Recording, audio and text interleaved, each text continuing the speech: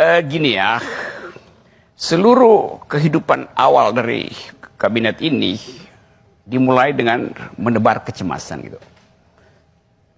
Apa? Contohnya apa? 30% mahasiswa Indonesia terpapar radikalisme.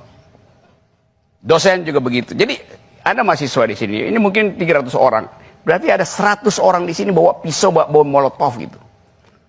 Kan itu yang diucapkan kan? Kan yang diucapkan paham radikal. Iya. Terpapar paham radikal. Kalau terpapar paham radikal di dalam pikiran rejim itu bakal manifestasi kekerasan itu, karena itu diperlihatkan tadi bahayanya. Kalau cuma terpapar, apa bahayanya orang terpapar? Anda nggak melihat kelompok masyarakat anak-anak muda yang terpapar paham radikalisme? Saya itu tiap nggak hari bahaya? terpapar radikalisme. Saya ingin bikin negara Islam nih. Tadi pagi saya berpikir begitu, karena saya menganggap banyak dosa di sudut kota. Tiba-tiba dosanya hilang gitu, karena orang menganggap kewarganegaraan lebih penting daripada identitas agama. Maka berhenti ilusi saya buat negara Islam. Saya ingin bikin negara komunis, karena saya lihat ada ketidakadilan. Terus Jokowi bilang BPJS saya gratiskan. Maka ide saya bikin negara komunis hilang dalam 2 menit. Saya mau bikin negara liberal, tapi saya tahu bahwa nggak mungkin.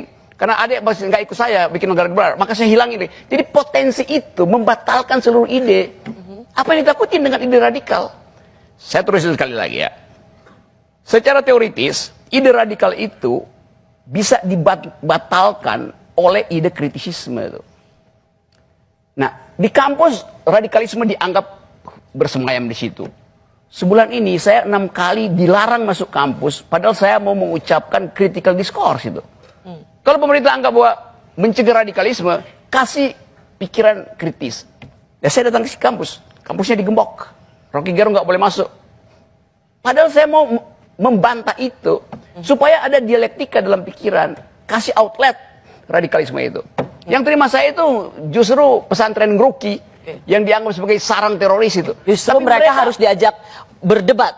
Dia minta saya ke situ untuk berdebat itu. Jadi lebih terbuka pikiran Ngeruki daripada pikiran istana dalam soal teori radikalisme itu. Jadi soal-soal semacam itu tuh. Ya. Nah, saya gabung aja dengan pembicaraan. Masih bisa ya teruskan Ya, sedikit ya. Oke. Jadi idenya sebetulnya karena pemerintah gagal untuk menghasilkan keadilan dan kesejahteraan, dia mulai ceramahin tentang radikalisme, ceramahin tentang stabilitas nasional segala macam.